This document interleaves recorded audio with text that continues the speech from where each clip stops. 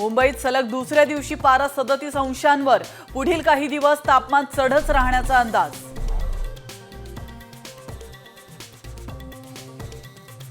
जीबीएसचं ठोस कारण शोधण्यात अपयश. जीबी सिंड्रोमचे राज्यामध्ये 215 रुग्ण.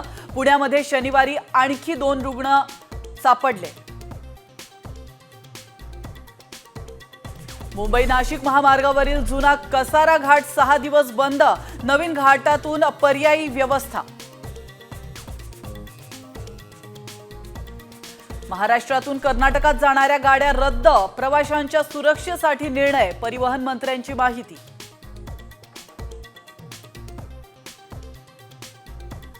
एकनाथ शिंदे उद्या कुंभमेळ्यात करणार शाही स्नान. साहित्य संमेलनानंतर प्रयागराजला होणार रवाना.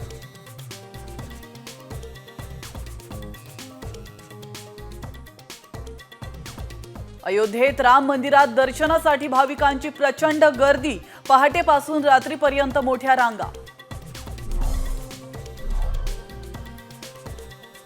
महाशिवरात्रीला त्र्यंबकेश्वर मंदिर 2 दिवस खुलं.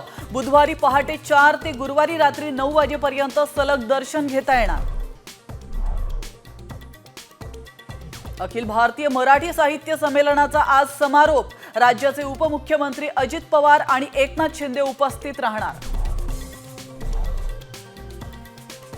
माजी गव्हर्नर शक्तिकांत दास यांच्यावर केंद्र सरकारकडून जबाबदारी. पंतप्रधान मोदींचे प्रधान सचिव म्हणून काम पाहणार.